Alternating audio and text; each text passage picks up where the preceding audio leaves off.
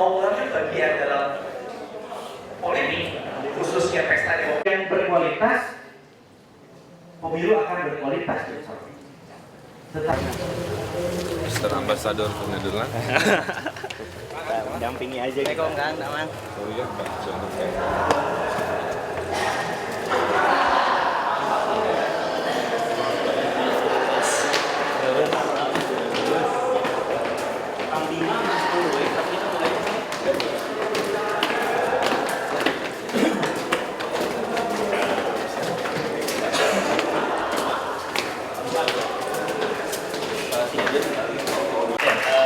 Ya sudah digambarkan tadi bagaimana kemudian masihkah ISMI Jawa Barat mendukung penuh peran anak muda dalam menggapai prestasi-prestasi yang akan kita raih ke depan, dan tentunya bagaimana kemudian kita ingin membangun bangsa dengan sebuah visi besar, dan ini menjadi tanggung jawab besar bagi anak-anak muda kita ke depan gitu. Dan selanjutnya kita sudah masuk ke acara utama kita sudah kedatangan tamu yang sangat istimewa. Ada Kang Ahmad Fahmi, ada Kang Wali Kota kita juga, Kang Ridwan Kamil, nanti juga ada Kang Bimari yang akan menyusul gitu. Namun sebelumnya saya akan perkenalkan moderator kita hari ini. Mungkin sudah tidak asing karena sudah sangat interaktif di Twitter ya. Bagi teman-teman yang sudah follow beliau, itu dia sangat aktif sekali di Twitter. Beliau nama lengkapnya adalah Kang Ridwan Syah Yusuf Ahmad. Dulunya adalah mantan ketua KMITB angkatan 2005. Kemudian melanjutkan jenjang pendidikannya ke Belanda di Erasmus ya kan, di Erasmus bidang political ekonomi. Kemudian juga pernah menjabat menjadi ketua Perhimpunan Pelajar Indonesia Belanda dan baru selesai tahun kemarin dan kembali ke Indonesia gitu. Dan sekarang menjabat sebagai Direktur Indonesia Strategic Institute, dan beliau juga sekarang menjabat sebagai co-founder dari Bandung Strategic Leadership Forum. Kepada Kang Ridwan Syah Yusuf Ahmad, kita kasih aplaus sama-sama. Kasih Kang untuk Kang Emil atau Kang Ridwan Kamil. Lahir tahun 71 itu masih disebut karena mudanya masih diangkat. Alumni ITB, alumni Berkeley, dia juga punya perusahaan Wabana Indonesia dan sudah banyak hasil karyanya arsitek di Indonesia maupun di mancanegara. Tepuk tangan dulu buat Kang Emil. Yang kedua, Kang Ahmad Fahmi, atau nanti kita sapa Kang Fahmi aja ya. Wakil Wali Kota Sukabumi, lahir tahun 74. Jadi tahun ini usianya masih 39 tahun ya. Masih 39 bulan Mei, berarti akan 40 tahun. Nah, kita lihat tadi kalau bercandanya Kang Fahmi dari Sukabumi biasanya di Jawa Barat. Nah, kita lihat gimana dongengnya. Selanjutnya beliau dulu tamatan UIN atau IAIN Syarif. Setelah itu S2 di IMI Jakarta. Selamat datang Kang Bima, tepuk tangan buat Kang Bima dulu.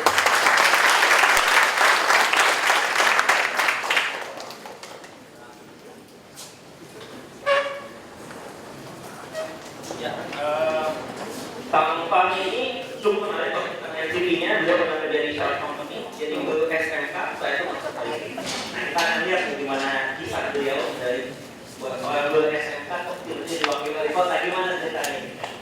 Yang terakhir nggak kalah ganteng, sama dengan Kang Bima dari Bogor tadi 77. Jadi betul-betul perjuangan ya, tapi jalan tolnya lagi kacau ya.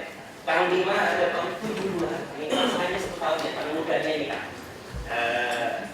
SD sampai SMA di Bogor, S1-nya di Universitas Parayangan di Bandung, S2-nya di Monash, dan S3-nya di ANU, Australia National University.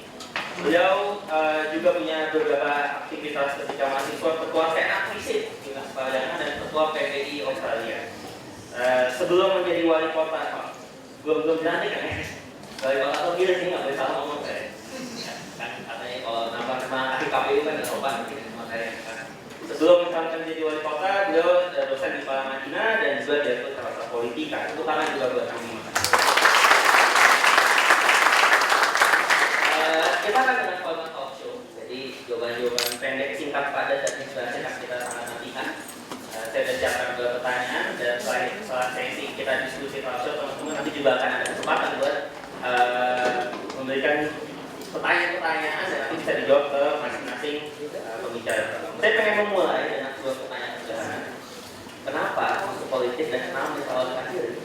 menjadi wali kota dan atau wakil wali kota. Apa sih mimpinya? Kenapa mesti jadi masuk politik? Kenapa mesti jadi wali kota atau wakil wali kota? Mungkin pertanyaan masih. Mungkin dari Kang Panji buat dulu.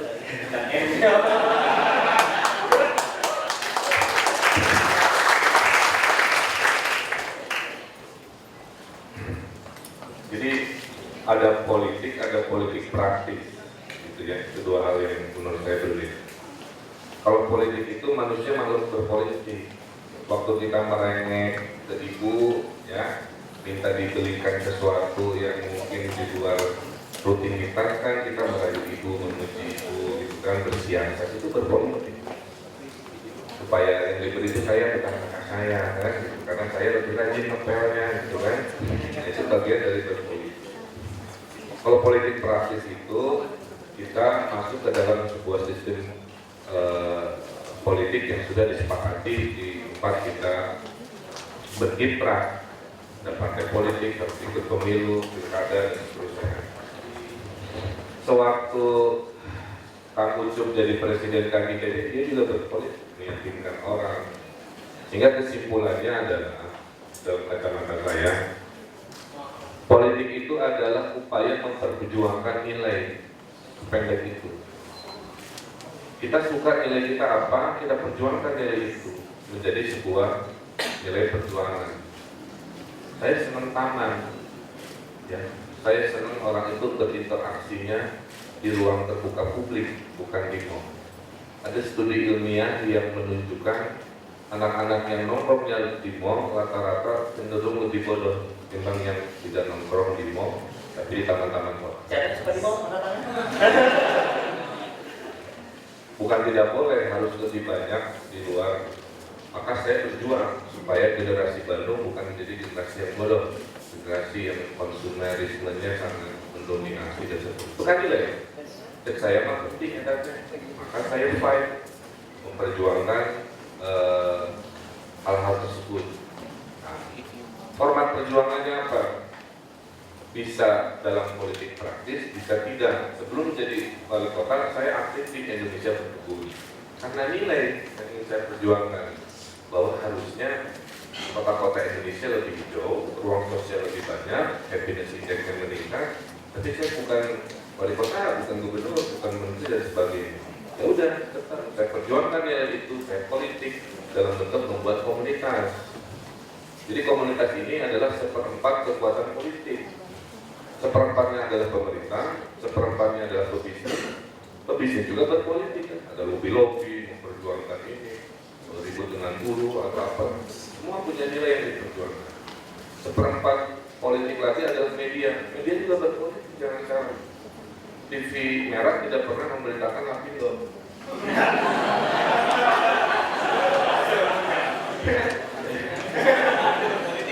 politik ini. Bukan. Untuk menunjukkan semua itu melakukan yang namanya politik itu dan seterusnya. Jadi bagi saya, menurut buku yang saya percaya itu, politik itu dibagi empat. Ada politik government. Saya sekarang sebagai government membawa seperempat perubahan. Seperempatnya ada di media, seperempatnya ada di pebisnis, seperempatnya di masyarakat. Maka jika yang ada di sini ingin memperjuangkan nilai, tapi tidak mau masuk ke politik praktis, bisa memperjuangkan dalam bentuk komunitas pungut sampah, komunitas peduli donor darah, ormas, komunitas sodako buku, komunitas apa saja. Karena ada nilai yang diperjuangkan kan. Ini buku mau bahas nilai sodako kan, kita bikin gerakan itu. Jadi saya kira itu. Nah, si politik praktis ini punya wajah. Ada wajahnya yang masih rusuh, kayak di Indonesia kan. Ada wajahnya sudah rada stabil dengan negara Eropa, di Amerika, partainya cukup tua kan. Tapi di kita masih rusuh. Dan kerusuhan-kerusuhan, wajah kerusuhan itu yang tampil di koran di media, ditangkap korupsi lah gitu kan, kemudian macam-macam. Sehingga membuat orang melihat politik praktis di Indonesia, di peradaban saat ini, sesuatu yang bikin malu. Tapi karena saya ini punya nilai yang harus saya perjuangkan, akhirnya dengan dengan takdirnya saya maju menjadi calon wali kota. Padahal secara tujuan hidup duniawi saya itu sudah mencapai apa yang saya cita-citakan. Saya profesinya arsitek, saya keliling dunia karena profesi saya, punya istri cantik, anak dua. Penting. Artinya semua teknis mimpi saya sudah mencapai. Anak apalagi perempuan dua. Tapi itu karena kebetulan, tiap orang punya persimpangan batinnya lain-lain ya. 17 tahun profesi saya itu arsitek bangunan dan arsitek perkotaan. Menasehati di Surabaya, Jakarta, Cina, kemana-mana. Melihat dunia itu bergerak cepat. Cina udah meninggalkan kita dalam hanya waktu 20 tahun, 30 tahun, dan ada perasaan sedih sebagai orang Indonesia yang pernah jadi diaspora selama 8 tahun di rumah. Akhirnya kan dulu ada joke ya dari anak dari Jogja Travel. Kalau dulu kalau ke Bandung katanya nggak usah dibangunin si penumpang karena pasti berudugan kalau sudah sampai Bandung. Untuk menunjukkan kualitas jalan bolong di Bandung dulu heboh kan. Saya sudah bertekad perjuangkan nilai, insya Allah tahun ini mendekati 90% jalan di Bandung sudah mulus. Nah, saya kira itu efeknya. Jadi jangan melihat politik sebagai problem buruk. Saya sama kayak yang hadir di sini dulu happy aja senangnya dengan dunia sendiri ya. Tapi ada gergen dan akhirnya saya melompati pagar.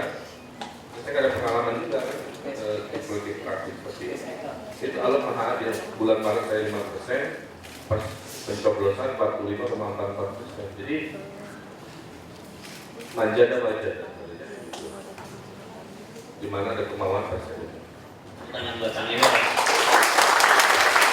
Setiap orang punya idola, setiap orang punya pahlawan. Idola saya, pahlawan saya itu ayah saya almarhum. Saya jadi anak yatim ketika usia 25 tahun. Ada 2 wasiat ayah saya yang sampai sekarang selalu saya pegang. Hidup harus punya arti, hidup jangan diperbudak materi. Jadi sepanjang perjalanan hidup saya, 2 hal itu menjadi tujuan saya. Harus punya arti dan jangan pernah sudi diperbudak materi. Dalam perjalanan hidup saya melihat orang-orang yang kemudian tidak punya arti karena diperbudak materi. Dari kecil saya suka politik.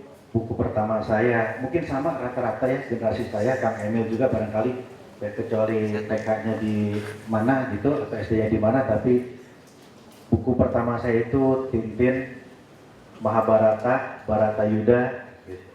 Ya. Kopingho bukan buku pertama, agak mencurigakan kok pertamanya baca Kopingho.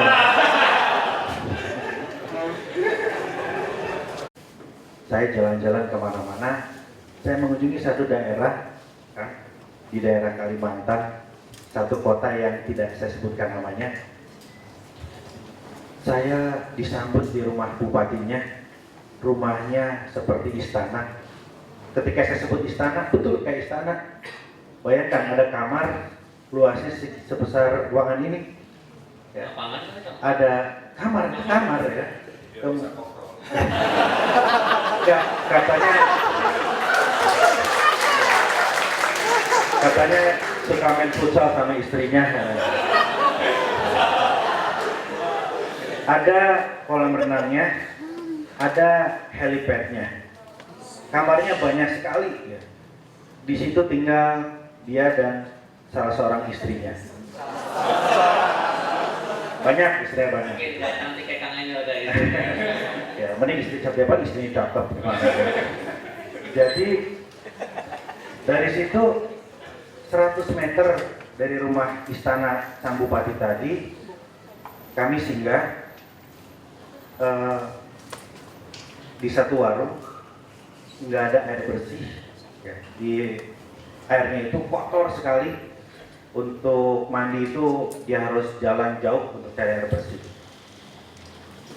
1 kilo dari situ ada kampusnya kebanggaan daerah di situ. kampus, tapi kualitasnya jauh lebih rendah dibanding SDI Pres di pelosok di Jawa Barat. Udah mau runtuh, mahasiswanya kadang-kadang masuk. Gitu. Pertanyaan saya kemudian, inikah otonomi daerah yang katanya akan membawa kesejahteraan? Dulu, zaman Orde Baru, sebagai aktivis, sebagai pengamat, wah, semua kesurat di Jakarta, oke, otonomi daerah kembalikan lagi. Tahun 2005, Indonesia menjalankan pilkada langsung. Tujuannya apa? Untuk menguatkan otonomi daerah. Bangun daerah, demokratisasi daerah, putra daerah, membangun kampung halamannya. Itu tahun 2005. Sekarang, apakah otonomi daerah berjalan dengan baik? Mohon maaf kalau jawabannya tidak semua. Tidak semua berhasil. Kenapa? Salah satu faktor utama adalah penjahatnya pindah ke daerah. Banditnya pindah ke daerah. Mafianya berkuasa di daerah. Dinastinya dibangun di daerah. Kemudian saya berpikir, kalau semua anak-anak muda segenerasi dengan saya, cita-citanya ke pusat semua, umur 40-an pengen jadi anggota dewan, pengen jadi menteri, bahkan ada generasi saya cita-citanya jadi presiden, beneran. Kawan-kawan seangkatan saya, cita-citanya itu kalau mungkin pengen jadi presiden tahun 2014, itu ada. Siapa yang bangun daerah? Yang terjun kemudian adalah orang-orang yang mengadu peruntungan secara politik. Menurut saya ini mengerikan, luar biasa. Jadi pada tahun 2010 saya membulatkan tekad, cukup fasenya berjuang dengan lisan, saatnya berjuang dengan tangan. Cukup comfort zone sebagai pengamat, fasenya berjuang, berkeringat untuk membangun kampung halaman. Saya ingin agar magnet-magnet di Indonesia tersebar merata. Bagi yang pernah keluar negeri, tentu bisa melihat bagaimana seluruh kota di Australia, hampir seluruh kota di Australia, di Eropa, di Amerika menjadi magnet-magnet. San Francisco, misalnya Chicago, Los Angeles, atau di Australia, Sydney, Melbourne, Brisbane, itu jadi magnet-magnet yang sama. Jadi pembangunan itu merata. Dan lagi Bogor bisa haltenya. Gak apa-apa, saya senang ya. Yang mikir keras Kang Emil gitu ya, yang jalan Kang Emil, yang nyoba Kang Emil gitu. Yang rapi nanti di Bogor saya. Setelah trial and error di Bandung. Kira-kira begitu ya alasan saya, pergulatan pemikirannya seperti apa, dan tidak semua harus masuk politik, jangan khawatir. Ya. Tidak semua harus masuk politik. Hidup ini kan harus berbagi. Nanti ada teman-teman yang tetap di akademisi, di profesional, dimanapun. Tetapi tolong dipikirkan hal tadi, semangat membangun daerah, semangat untuk menciptakan sentra-sentra daerah untuk magnet baru, magnet yang lebih merata di Republik ini. Demikian. Tepuk tangan buat Kang Bima. Oke, selanjutnya Kang Fahmi banget, yang paling muda nih konon katanya. Izin nih ke Kang Emil, ke Kang Bima, ke moderator. Assalamualaikum warahmatullahi wabarakatuh. Sebagai anak bungsu di antara yang bertiga ini, saya yang bungsu. Kemudian dari sisi usia, kemudian dari sisi pendidikan, saya produk lokal. Kalau dua orang ini SLJJ. Ya. Iya kan? SLJJ nih mereka berdua. Kemudian kalau dari sisi popularitas, wah, mereka berdua sebelum menjadi wali kota atau akan dilantik menjadi wali kota sudah sangat populer. Kang Emil dengan tadi gerakan menanamnya luar biasa dari dulu. Kang Bima sebagai pengamatnya luar biasa, sudah dikenal. Saya tadi dengan berbagai keterbatasan yang ada seperti itu, maka saya bersyukur menjadi wakil wali kota. Karena takdir. Takdir. Jadi kalau saya sebagaimana Kang Emil dan Kang Bima, maka saya tidak akan mencalonkan sebagai wali kota, tetapi sebagai gubernur Jawa Barat. Makanya liduannya harus diuji nih nanti ini. Jadi rekan sekalian, ini menarik apa yang disampaikan Kang Emil, apa yang disampaikan juga Kang Bima ini masing-masing kan punya latar belakang sendiri. Ya, Kang Emil demikian karena nilai-nilai yang ingin dibangun oleh Kang Emil, Kang Bima juga demikian karena kronologis segala macamnya. Saya terus terang juga tadi usia 30 saya masuk DPRD periode pertama, kemudian 35 saya masuk DPRD periode kedua, sampai akhirnya saya menjadi wakil wali kota beberapa bulan yang lalu, 7 bulan yang lalu. Nah, ini yang menarik, ya sampai saat ini saya masih sebagai seorang guru karena basic saya dari awal juga seorang guru. Pendidikan saya dari awal, paham itu. Teknik sipil nggak sampai selesai. Kemudian kuliah di arsitektur juga nggak selesai. Jadi di antara kuliah-kuliah yang pernah saya sambangi, karena ketika itu lebih seneng, biasa odol itu ditaruh di, tadi saya cerita odol itu ditaruh di wajah dulu masa 98, 9 segala macam. Jadi banyak kuliah-kuliah saya nggak beres yang ketika itu. Sampai akhirnya saya selesai di IAIN Jakarta. Nah, tadi kenapa bisa jadi wakil wali kota, ya itu takdir lah bagi saya. Di samping memang semangat perubahan itu tidak ada perubahan yang bisa dilakukan kecuali melalui jalur kekuasaan yang utama. Jadi kalau perubahan itu dilakukan, tadi Kang Emil sudah menyatakan 3 panggung politik, ya tempat panggung politik ya tadi kata Kang Emil, demikian. Ya di antara yang terbesar untuk mampu mengeluarkan atau memutuskan kebijakan-kebijakan adalah di panggung eksekutif. Ya, tapi bukan juga berarti seluruh teman-teman harus masuk ke panggung ke ranah politik atau ke ranah eksekutif. Tidak, ranah yang lain masih banyak, katakan Bima tadi. Nah, inilah yang kemudian karena sebagai seorang guru banyak hal-hal yang menarik sebagai seorang guru akhirnya juga ditakdirkan untuk masuk ke ranah politik ya tadi. Katanya, kata teman-teman saya, Akang mah eta mah guratan tangannya saja katanya, makanya jadi wakil wali kota. Saya coba ronsen, ternyata nggak ada bedanya dengan yang lain. Jangan ya serang Kang Emil, Kang Bima sami itu guratan tangan yang sama aja. Intinya ya, itu semua karena keinginan kita bersama-sama melakukan perubahan intinya. Kang Emil dengan nilai-nilai, kemudian Kang Bima juga dengan latar belakang keluarga dan permasalahan otonomi daerah. Seluruhnya sama, intinya bagaimana kita melakukan perubahan melalui jalur kekuasaan. Itu aja nanti. Tepuk tangan buat Kang Fahmi. Nah, saya punya tanya khusus nih, banyak-banyak buat masing-masing. Sama Kang Emil dulu nih. Setelah bulan Oktober dilantik, September 16 dilantik, udah bulan ketiga, 5 bulan. Nah, apa sih tantangan nih yang dirasakan Kang Emil dalam mengelola kota Bandung ini? Nah, saya kan lama di Belanda ya via YouTube aja nih, kayaknya wah PKL mau di apa tukang pengemis mau dikasih kerjaan tukang sapu nggak mau gitu kan ya, atau bersih PKL ribut apa segala macam. Kang Emil udah baik-baik, ada aja media juga melihat seperti apa. Tantangannya gimana dan sebagai anak muda juga melihatnya seperti apa Kang Emil? Yang pertama gini ya, kalau mau masuk ke politik praktis mental harus kuat. Kita bekerja di nyinyir, kita nggak kerja dicaci maki. Bekerja terpublikasi disebut pencitraan, tidak bekerja tidak terpublikasi disangka nggak ada kerjaan. Ini sabar weh gitu.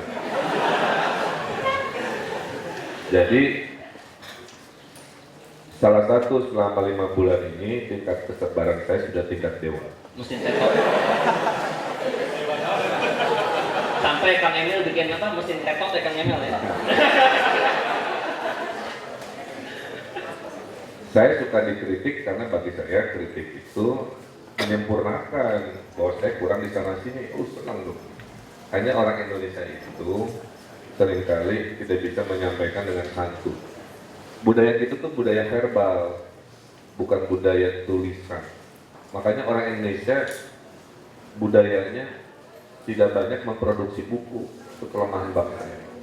Jepang yang penduduknya 1/5 dari kita memproduksi buku per tahun 10 kali lipat. Karena menurut orang Jepang segala sesuatu penting untuk diwariskan dalam bentuk tulisan.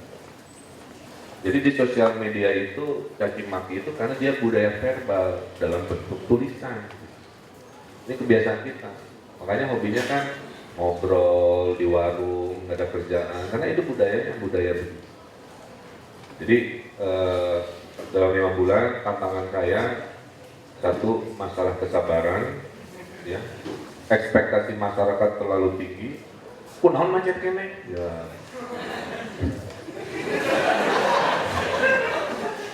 Macet itu multidimensi, satu-satu lagi diurus, gitu kan.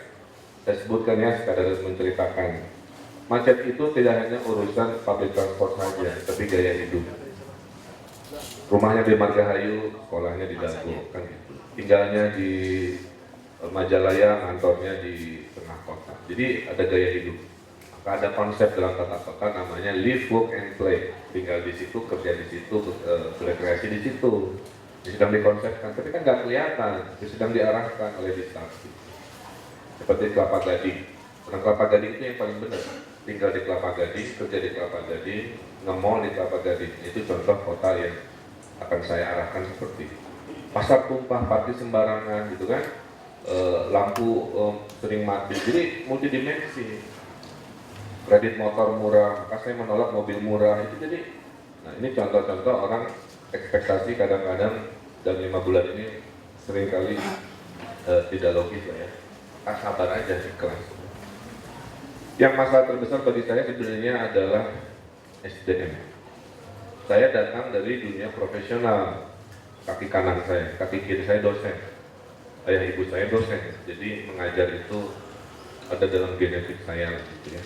Maka status saya PNS, dosen ITB. Jadi sekarang cuti, kan? Di dunia profesional saya bisa cepat kerjanya. Untuk satu urusan yang sama 1 hari beres. Nah sekarang untuk urusan yang sama baru beres 5 hari. Jadi ada kecepatan yang saya turunkan sekarang hampir 50% dari kebiasaan saya. Sambil pelan-pelan mestinya dibenerin. Olinya ditambahin, bannya diisi angin lagi, joknya dijahit lagi, dan seterusnya. Jadi mobilnya nih mobil yang lambat pelan. Maka mengatasi permasalahan SDM ini, leadership style menjadi penting. Tidak bisa gayanya duduk di meja dan laporan, Pak, alun-alun beres, Pak, pelatihan beres, kan senang kali. Tetap percaya.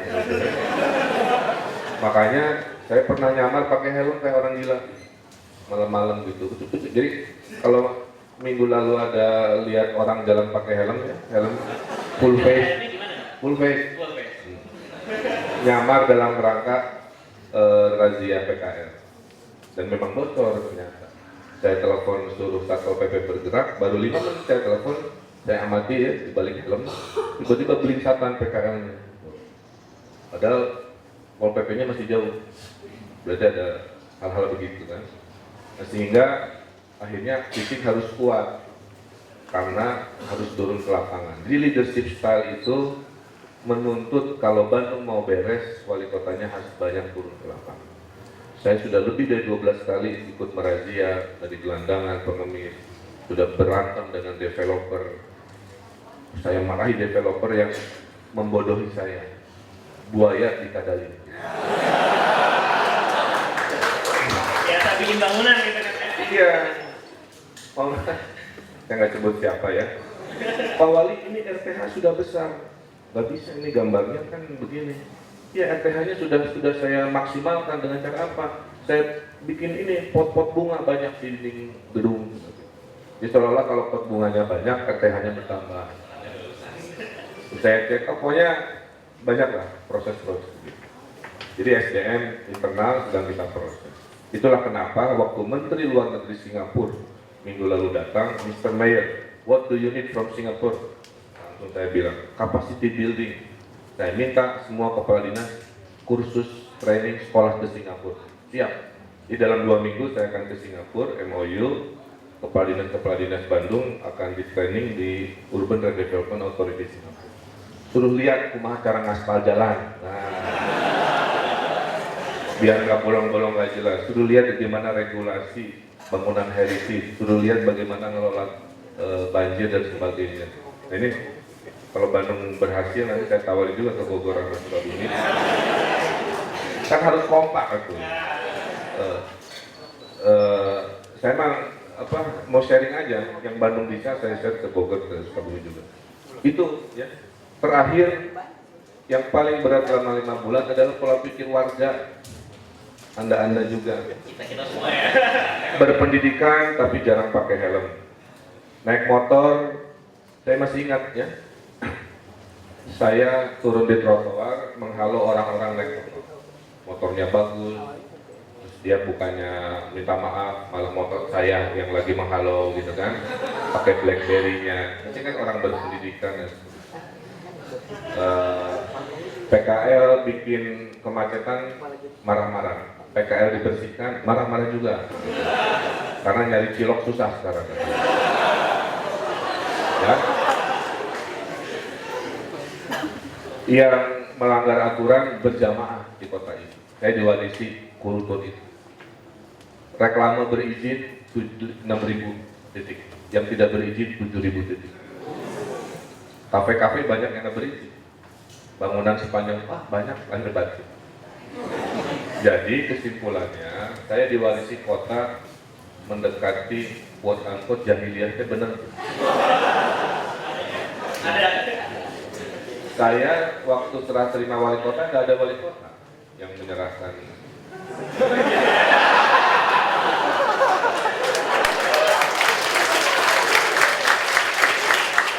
Bukan itu poin saya. Masalah di Bandung mewakili wajah Indonesia. Masalahnya dari infrastruktur, masalahnya dari pola pikir. Maka saya bilang saya nggak perlu banyak-banyak orang. Saya butuh orang-orang yang istiqomah, berdedikasi, cinta sama orang, bukan cinta sama orang Bandung, cinta dengan Bandung. Iya juga apa-apa. Jadi artinya itulah suka duka selama ini. Jadi saya selalu bilang di akhir kalimat, ya menyemangati diri sendiri, tidak mudah tapi tidak boleh menyerah. Terima kasih Kang Emil. Ini Kang Emil nih berhadapan pada bahasa anak gaulnya kelas menengah ngehek gitu ya Kang. Jadi kita jangan begitulah yang berpendidikan, kita dukung lah wali kota kita. Nah ini buat kamu sih dia eksekutif juga. Dan mungkin di suara tadi ada statement semacam itu. Dan kok buat anak muda ini sebetulnya dia pengen memperbaiki daerahnya, kotanya atau kabupatennya. Kok pengen berpolitik praktis, bagusan di eksekutif dulu atau legislatif dulu atau kayak gimana Kang? Mohon Kang. Ya, terima kasih. Jadi kalau boleh saya menyebutkan, Kang Emil dan Kang Bima ini tidak mengikuti sunatullah gitu. Langsung ke wali kota dulu, tidak melalui wakil dulu, atau tidak masuk ke legislatif dulu. Ini nggak mengikuti sunatullah nih. Jadi contoh yang mengikuti sunatullah ya saya ini. Punten gitu. Istilahnya tak ngerangkak lah itu Kang Emil. Iya, bahasa heureuyna kan demikian. Jadi memang rekan-rekan sekalian, eksekutor itu di eksekutif. Makanya kan disebut eksekutif. Nah, ke legislatif itu kan mitra. Jadi bagaimana ranah kekuasaan tetap ada di eksekutif. Nah inilah yang kemudian kenapa ya sebagai pemimpin muda teman-teman sekalian juga harus merebut ranah-ranah eksekutif tersebut menurut saya. Saya tadi sepakat apa yang disampaikan Kang Emil, 7 bulan, 8 bulan ini ternyata memang budaya ya Kang Emil ya, budaya kita yang luar biasa. Padahal dampak dari pemilihan langsung, ketika terjadi pemilihan langsung, masyarakat yang memilih, harapan masyarakat itu kan luar biasa kepada pemimpin baru. Ya Kang Bima tak akan ya teh. Nanti setelah dilantik siap-siap saja seperti Kang Emil ya tadi kerja juga dicaci maki, enggak kerja apalagi kan demikian ya, ini kan resiko. Tadi dampak dari pemilihan langsung yang dipilih masyarakat ekspektasinya begitu besar. Sedangkan untuk usia saya, usia Kang Emil atau yang lain juga bisa jadi para kepala dinas sekarang usianya seusia orang tua saya semua. Ya, rata-rata kepala dinas itu usianya 55, 54 yang mereka itu diajak tadi istilah Kang Emil diajak gerak sulit. Karena usianya mereka sudah berada dalam comfort zone, berada dalam ruangan yang sangat nyaman. Apalagi kemudian sekarang Kang Emil, Kang Bima, ASN itu kan bertambah lagi. Usia PNS kan jadi 60. Yang awalnya 56, 58, sekarang usia PNS itu jadi 60. Nah, jadi yang tua-tua masih senyum-senyum kan ketemu. Konon, susurian, Pak Kadis, nyapa diperpanjang, Pak, jadi 60. Cek saha pada diperpanjang, undang-undang anak itu, Pak. Kan demikian ini kan ada masalah-masalah juga. Nanti ya Kang Emil, Kang Bima juga akan melihat, kita mengalami hal yang sama demikian. Jadi ketika yang kepemimpinan muda ini ingin tarik, ingin berlari, tadi SDM tadi betul apa yang disampaikan oleh Kang Emil. Saya kesel kan luar biasa itu melihara rese, Sukabumi segala macam diajak. Padahal Sukabumi itu kota kecil di Jawa Barat, 48 km persegi, jumlah penduduk hanya 360.000. Kecil lah. Kota yang kecil, tetapi small is beautiful. Sampai kata Bung Hatta itu, kalau kalian ingin menguasai Indonesia, kuasailah Jawa Barat, kata Bung Hatta. Kalau ingin menguasai Jawa Barat, kuasailah Sukabumi. Kode. Jadi betapa bangganya saya menjadi orang Sukabumi. Jadi tadi sampai saya kesel karena memang hese orang Sukabumi teh resep musep tadi diantawisnya Kang Aang tadinya resep musep katanya. Akhirnya seluruh selokan di Sukabumi saya tanami ikan semuanya sekarang. Saya tanami ikan seluruh kolam seluruh selokan di Sukabumi. Jadi ya PRT, PRW, tos di pelakan lauk, tos di pasien benih, kudu beres tas selokan tah, kudu bersih. Oke, laukna mangga bade diusep, bade dicaldi, mangga silakan. Ngen jagaan tah selokan. Oh, siap komandan. Nah, makanya mudah-mudahan dengan gerakan kita semua, gerakan kaum muda ini bisa membenahi wilayah-wilayah kita masing-masing secara bersama-sama. Itu begini, nuhun kan. Tepuk tangan buat Kang Fahmi. Nah, emang kalau anak muda yang mimpin ini asik-asik. Satu bikin taman jomblo. Yang jomblo angkat tangan. Ya. Saya mau protes juga nih. Jadi nggak tahu kenapa setiap Kang Emil melakukan gerakan itu di Twitter tuh dikesayakan terus ya Kang Emil teh. Kang, tinggal kita Kang Emil bikin taman jomblo di Balku saya. Didinya apal tuh di Kang Emil di Bandung, loba kene nu jomblo na, di kita mah bersyukur. Jadi telah urusan hoyong taman jomblo cenah we. Jadi loba nu teu payuna di Bandung di Balari eta di Sukabumi jadi ulah atuh. Oh iya benar Kang. Arek mah orang buat taman randa di saya. Ulah atuh Kang gimana kan gitu. Saya mah bakat ku ambek ya saya Kang Emil. Mantap ini. Ini asiknya kalau tiga pemimpin muda ngumpul tuh ide-ide muncul. Kita nggak hadapan dengan pemimpin kolot kan. Jadi asik ini. Nah, Kang Bima nih S1 HI, S2 Studi Pembangunan, S3 Ilmu Politik, betul ya? Ini kayak udah mentok nih semua ilmu gitu ya. Lobby internasional bisa, studi membangun bisa, rekayasa politiknya bisa. Gimana nih rencana Kang Bima untuk mengimplementasi semua ilmu tadi untuk Kota Bogor tercinta, dan apa sih mimpi Kang Bima nih ke depannya untuk kota, apakah tetap kota hujan gitu atau jadi kota yang lain gitu kan? Mana Kang? Jadi pelantikan masih 7 April ya. Tadi Kang Emil sudah berani bilang ya bahwa mewarisi jahiliyah gitu kan.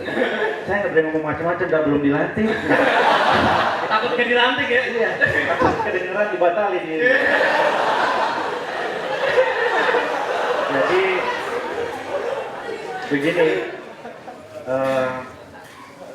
ini dunia baru buat saya.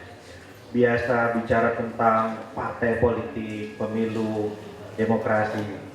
Sekarang ngurusin PKL, sampah. Kang Emil, saya berapa hari yang lalu ke tempat yang Kang Emil sebut tadi, Urban Redevelopment Authority, URA di Singapura. Saya takjub. Singapura ini gila nih orangnya. Jadi Singapura itu bagaimana mereka memaparkan RT RW dengan cara yang simple, menarik, pakai touchscreen segala macam gitu. Visinya jauh sekali. Singapura sudah bicara bagaimana negaranya bertambah lokasinya tahun sekian, nambah sekian, tahun sekian, nambah sekian gitu. Jauh melompat. Begitu pulang ke Bogor, isunya satu lampas ya nggak berapa sekarang. Masih berputar-putar di situ. Masih pusing PKL, masih pusing yang lain-lain. Nah, pertanyaannya kemudian bagaimana caranya, konsepnya? Saya membentuk tim, terinspirasi terus terang aja dengan Kang Emil di Bandung yang didukung penuh oleh teman-teman kreatif anak-anak muda. Saya kumpulin juga di Bogor. Kita diskusi berhari-hari, macam-macam konsep. Setelah itu kita undang kepala dinas. Kita ingin dengar kepada presentasi. Kaget ternyata semua konsep yang kita diskusikan sudah ada di kepala dinas. Sudah ada semua. Terus saya tanya, kenapa tidak jalan? Wah, mereka bicara ini, itu gitu. Pada intinya kembali lagi kepada yang Kang Emil tadi sampaikan. Leadership, kepemimpinan, eksekusi, koordinasi, itu hal yang paling penting. Dan PR terberat ke depan adalah persoalan kultur dan karakter. Saya mengkampanyekan perubahan, tetapi bagaimana birokrasi ini siap untuk menyongsong perubahan dengan cara yang tidak keras, itu juga susah. Nah, makanya saya perlu belajar yang sudah agak lama, Kang Fahmi, yang beberapa bulan, Kang Emil, itu tantangan terberat ya. Nah, tetapi sebelum saya yang kedua menjawab pertanyaan tadi, saya ingin tanya dulu, yang lahir di Bogor ada di sini kan?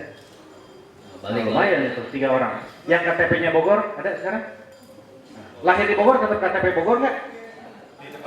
Nah, Bogor, di mana di Bogor? Nah, langsung konspirasi. Jalan Baru. Nanti setelah Kamari dari sana kamari. Jalan Baru. Tahu ada patung narkoba di situ?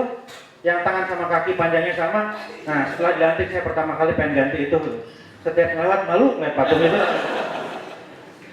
Jadi bagi yang lahir di Bogor tahun 70-an atau sebelumnya gitu. Wah, itu kita pernah merasakan zaman-zaman bangga menjadi warga Bogor tahun 80-an itu ya. Bersih, indah. Dulu beriman, bersih, indah dan nyaman. Taman di mana-mana. Dulu hijaunya karena taman, sekarang hijaunya karena angkot. Jadi kalau ditanya ingin menjadikan Bogor seperti apa, waduh complicated di sini banyak. Tapi saya sederhanakan kepada warga, insya Allah ke depan Bogor yang tadinya dikenal sebagai kota sejuta angkot oleh orang-orang Jakarta akan kita perjuangkan menjadi kota sejuta taman. Ke depan Bogor yang tadinya surga bagi kaki lima akan menjadi surga bagi pejalan kaki. Ke depan Bogor tidak akan kalah anak-anak muda kreativitasnya seperti anak-anak Bandung.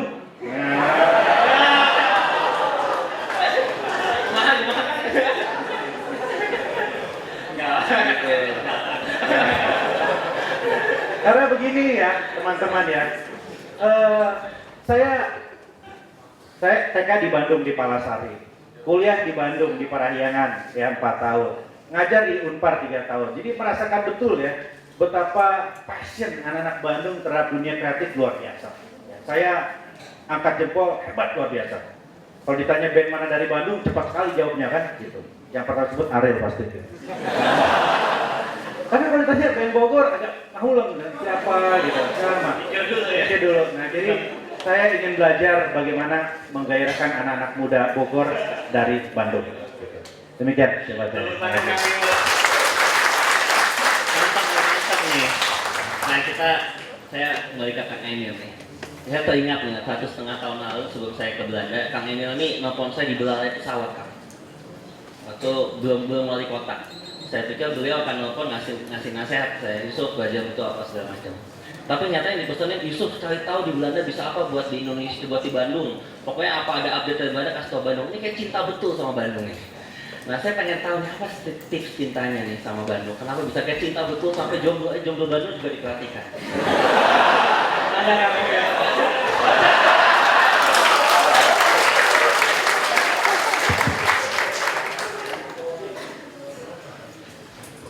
Ibu saya pernah bilang waktu masih kecil ya, ibu saya itu guru abadi sampai kapanpun ya, mengajari nilai-nilai kan dari sejak kita lahir sampai beliau nanti berpulang pasti mengajari. Dan sekarang nasihat ke saya itu cuma dua, tipikal ibu ya, sudah makan belum, sudah sholat belum, itu aja. Kemana-mana urusannya hanya nasihatnya dua secara umum. Bahkan apa istilahnya, kursi paling nyaman sedunia itu adalah duduk di pangkuan ibu. Untuk sekadar mengingatkan bahwa energi hidup saya itu banyak memang lahir dari kaum wanita, ya. Ya. Ada keikhlasan istri, ada doa ibu, itu yang menguatkan rasa cinta ke Kota Bandung. Karena ada istilah, di balik pria hebat ada, di balik pria sukses ada wanita-wanita hebat kan? Di balik wanita hebat ada kartu kredit 4.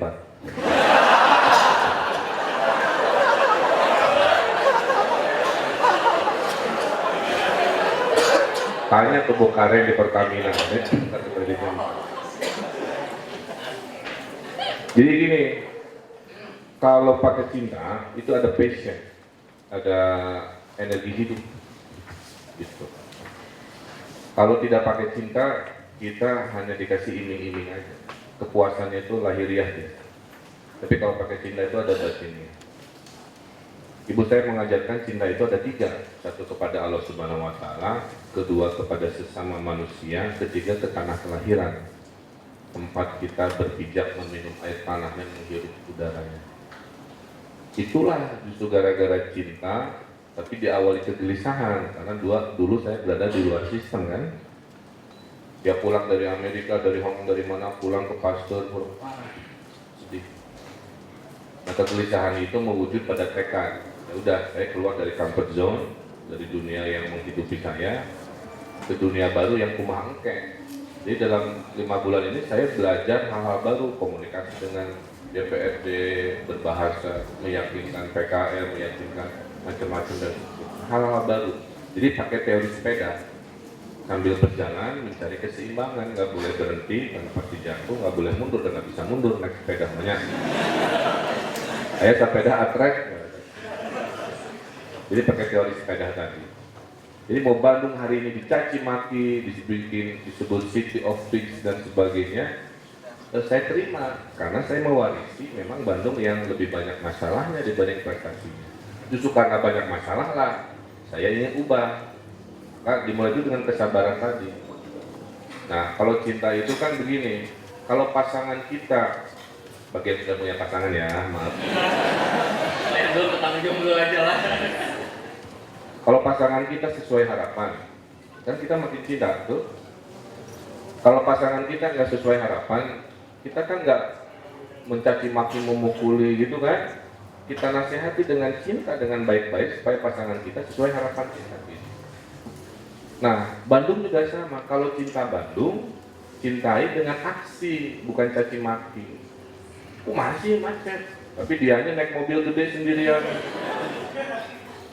Bandung teh kotor, bari buang sampah sembarangan. Itu yang ada di tulisan di City of Pigs itu sebenarnya untuk introspeksi. Kamu teh benci sampah, tapi hobi nyampah. Kamu teh benci macet, tapi bagian dari macet.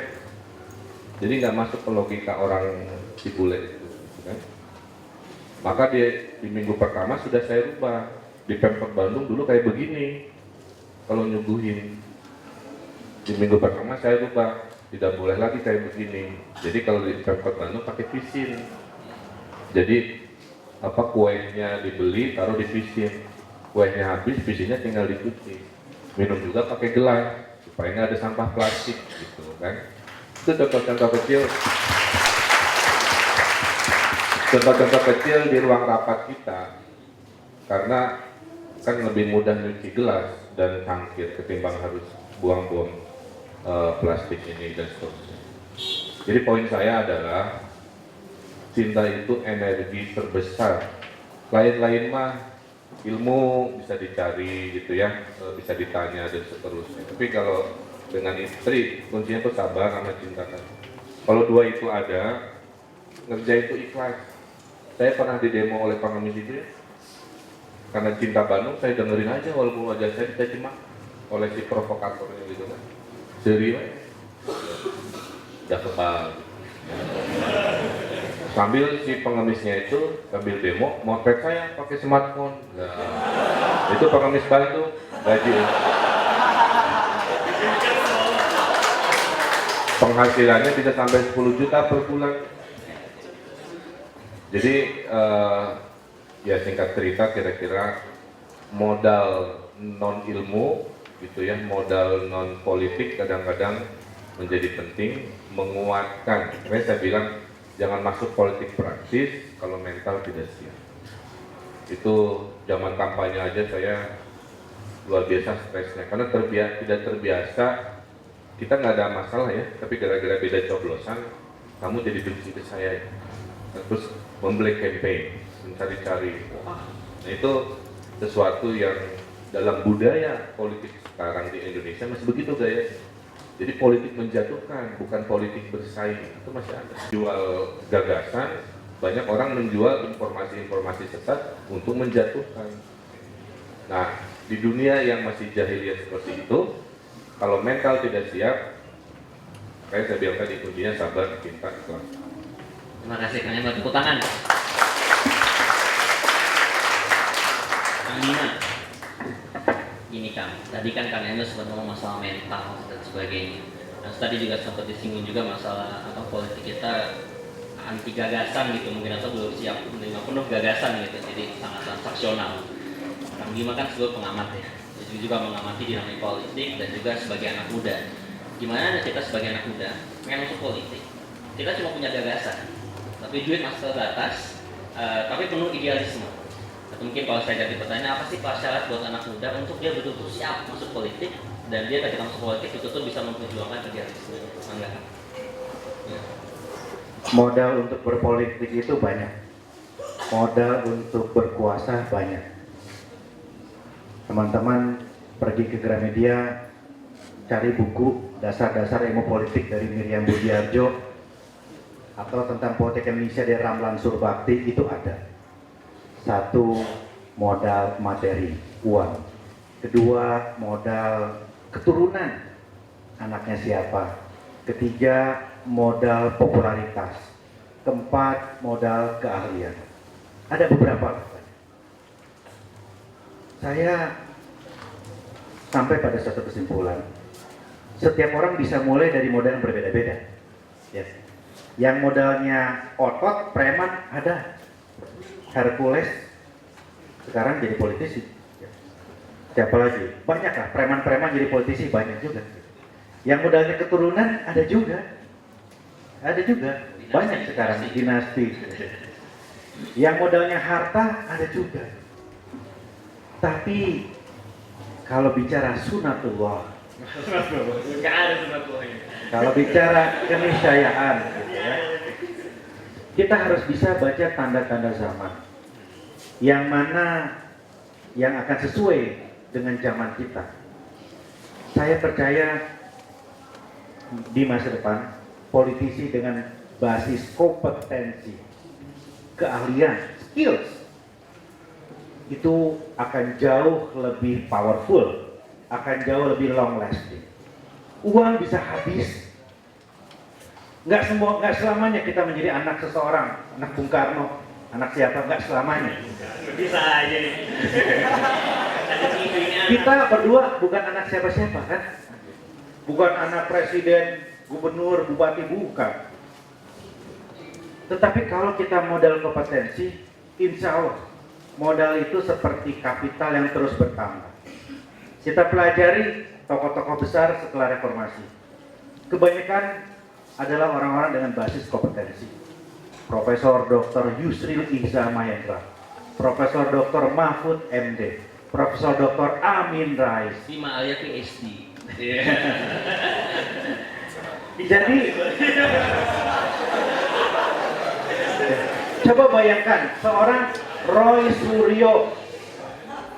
Suryo, apa modal dia sampai dia sekarang duduk sebagai Menpora? Itu dia. Iya. Skills ya. Terlepas dari kontroversi apapun tentang beliau, tetapi ya skills itu yang kemudian menghantarkan dia melewati berbagai macam fase. Saya mengamati sepak terjang Kang Emil sudah lama sebagai ahli tata kota, arsitek terkenal, reward di mana-mana. Dan banyak sekarang politisi-politisi yang berangkat dari dunia profesional. Ya, terlepas dari segala kontroversi tentang Gita Wirjawan misalnya. Itu adalah satu contoh, profesional punya kompetensi sebagai investment banker terjun politik. Di negara maju, politisi yang eksis kebanyakan adalah lawyer-lawyer top. Obama dosen terkenal ahli hukum. Jadi teman-teman sekalian, kita tidak bisa memilih kita lahir sebagai anak siapa. Uang juga tidak semua rezekinya sama. Tapi keahlian, kompetensi, skills bisa dicari, bisa diperjuangkan, bisa diusahakan. Jadikan itu modal kita ke depan semua. Satu asli yang satu nama yang sekarang ini. Jadi mengkampanyekan segala sesuatu di Bandung, saya sekarang banyak menggunakan dua cara. Satu cara konvensional, satu cara teknologi sosial media.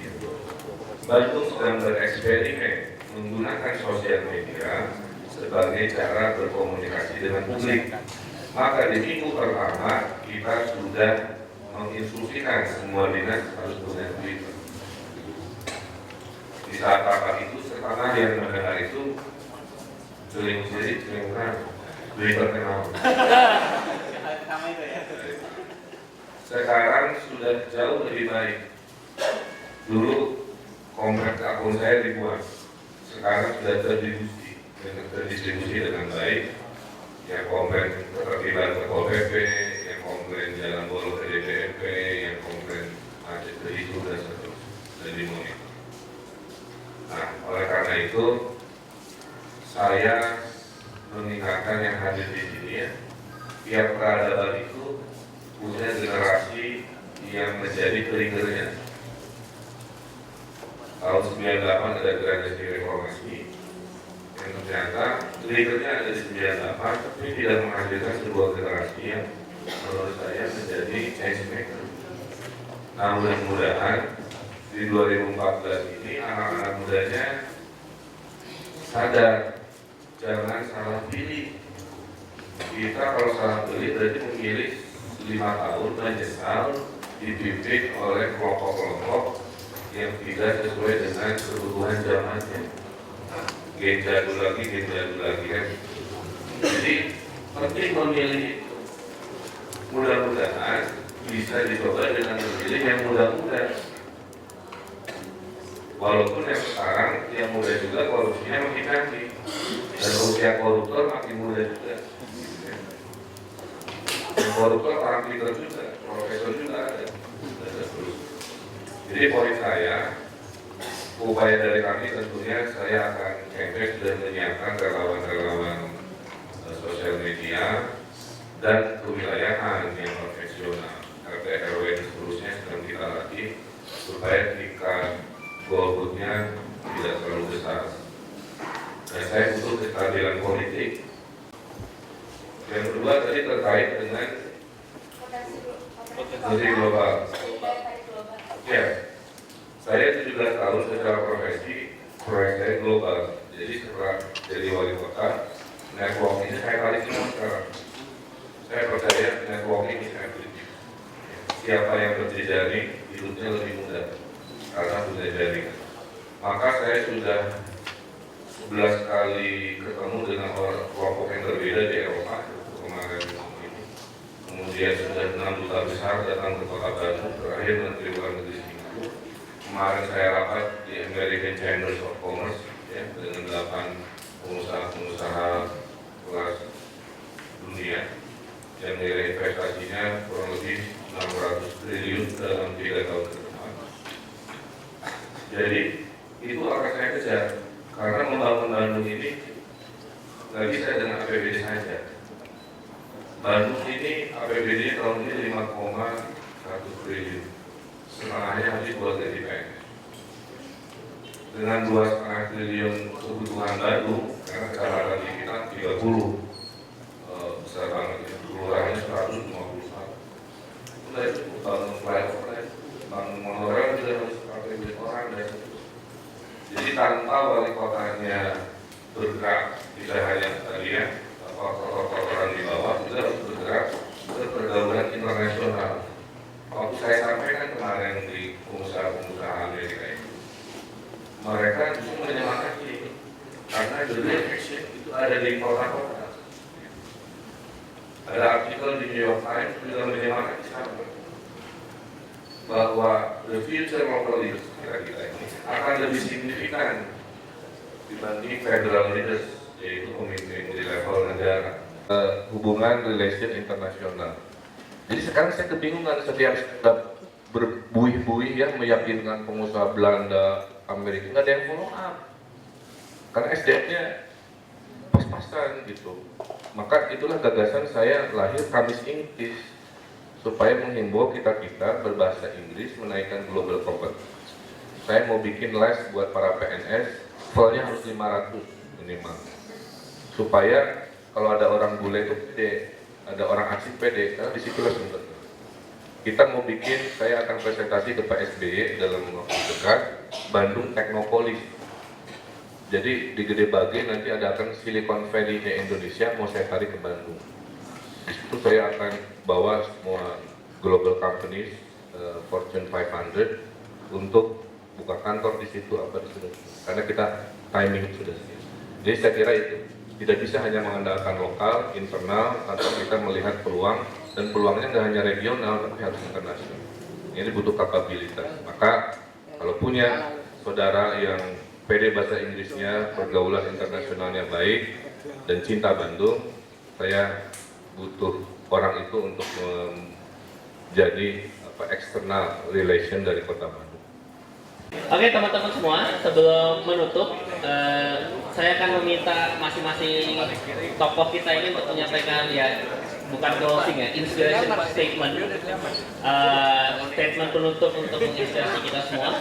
Mungkin bisa dimulai dari yang paling muda dulu, Kang Fahmi, closing statement 1 menit, inspiration statement lah. Baik, saya besar dari pondok pesantren. Jadi ketika di pondok pesantren itu di lemari setiap santri itu ada tulisan Laisal fata mayyakulu kana abi walakinnal fata mayyakulu ha anaza. Di setiap lemari santri. Artinya itu bukanlah seorang pemuda yang dia itu kerjanya hanya bisa membanggakan siapa orang tuanya, tetapi yang namanya seorang pemuda, dia yang mampu membanggakan dirinya untuk keluarganya dengan prestasi-prestasi. Terima kasih. Bima. Hidup itu pilihan, mau jadi orang biasa atau mau jadi orang luar biasa. Hidup itu pilihan, mau jadi pecundang atau jadi pemenang. Hidup itu pilihan, mau jadi orang biasa atau mau jadi wali kota. Saya mau jadi wali kota. Kalau hari Sabtu siang-siang teman-teman memilih di sini daripada di Paris Van Java atau di Ciamplas, dugaan saya teman-teman memilih menjadi orang yang luar biasa. Jadi terima kasih waktunya. Insya Allah ini hari luar biasa dan kita semua akan menjadi orang yang luar biasa. Wassalamualaikum warahmatullahi wabarakatuh.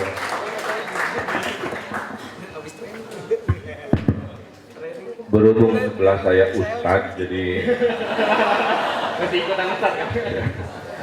Khairun nas anfa'uhum linnas. Sebaik-baiknya manusia adalah yang manfaatnya paling banyak untuk masyarakat. Jadilah kita manusia yang terbaik, yang sudah cukup dengan diri kita, dan memberikan yang terbaik kepada masyarakat. Ya. Hidup ini harus berbagi, bisa berbagi waktu, bisa berbagi harta, bisa berbagi ilmu, bisa berbagi pertemanan. Yang penting itu, hidup itu harus berbagi. Dan ingat kata-kata Bung Karno, ya, yang berikan saya 10 pemuda, maka saya akan guncangkan dunia. Soalnya kalau 7 cukup cuman bisa jadi boys band. Maka Bung Karno bilangnya 10 ya. Bukan 7, 10. Kalau 7 jadi boys band. Men. Jadi Indonesia berharap pada pemuda dan jas merah. Jangan sekali-kali melupakan sejarah. Dari semua sejarah dunia yang merevolusi peradaban selalu kelompok pemuda. Anda di usia itu, Anda semua rata-rata punya pendidikan, dan mari menjadi rombongan perubahan. Bisa bergerak dalam politik praktis seperti kami, bisa bergerak dalam politik-politik non praktis, tapi kuncinya adalah jadilah pemuda yang selalu punya komitmen membawa perubahan. Khairunas anfa'uhum lin. Tangan buat Kang Emil.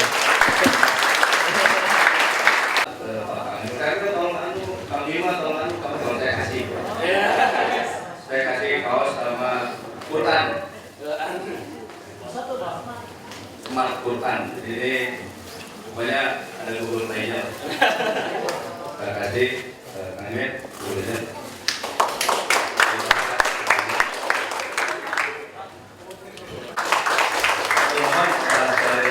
Dari rekan-rekan wali kota, wakil wali kota yang sangat berhasil, mudah-mudahan acara ini bisa bermanfaat. Oh, satu hal saya informasikan, 3 orang ini menang mengalahkan incumbent di sini. Luar biasa. Oke, teman-teman semua. Secara umum saya menghimbau pilih yang punya jejak reputasi yang baik, yang bisa kita bayangkan membawa kekompakan lah ya bersama eksekutif menuju Bandung juara tadi. Kalau dalam konteks yang bereputasi ini usianya banyak yang muda, tentunya itu lebih baik juga gitu kan, karena zaman sekarang butuh pergerakan mobilitas juga yang cukup tinggi lah gitu. Jadi itu harapan saya dari kapasitas usia saya lah seperti itu. Jadi parlemen juga diharapkan bisa mendukung nantinya Pak ya? Parlemen bisa mendukung, nyambung cara berpikirnya, sehingga pilih dulu yang bereputasi. Kuncinya reputasi, jangan usia dulu. Pilih yang bereputasi, jejak rekamnya baik, komitmennya baik, dan pada kelompok yang rekam jejaknya baik, usianya banyak yang muda, pilih yang muda tentunya. Bandung Sewok udah ada konstruksinya Pak? Masih dibicarakan teknisnya dengan Pusjatan, Pusat Penelitian Jalan dan Jembatan di daerah Cibiru. Itu diteliti apanya dulu Pak? Strukturnya Cocok Pak? cocok seperti apa. Tapi idenya tahun ini insya Allah ada jembatan yang melayang yang orang bisa jalan tanpa kena macet. Itu di mana aja Pak? Tahap 1 Taman Sari ke arah Ciamplas. Jadi orang nanti kalau ke Ciamplas nggak usah bawa mobil, bawa motor, parkirnya di Taman Sari, di sebuah gedung parkir atau area parkir, terus jalan aja ke Ciamplas, berkegiatan, pulangnya juga sama, pulang naik jembatan baru naik mobil motor. Ya, itu dulu. Yang ini tanggapan yang blok itu Tadi kan sempat melakukan aksi memungut sampah di. Ada sampah nggak tadi? Tadi Ada ke yang sana. masih ada, ya udah. Dari kita mah saya udah sampaikan, ada nggak ada blogger itu, saya sebagai wali kota baru sedang melakukan reformasi kebersihan di kota Bandung. Jadi konten dari blog itu kan lebih pada menyindir warga Bandung secara keseluruhan.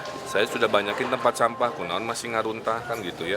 Ada tempat sampah, tapi di sininya sampah berantakan. Jadi mari cintai Bandung dengan meminimkan sampah, mengurangi sampah, sambil dari pemerintah kota Bandung yang baru sudah berupaya melakukan reformasi perbaikan pengelolaan sampah.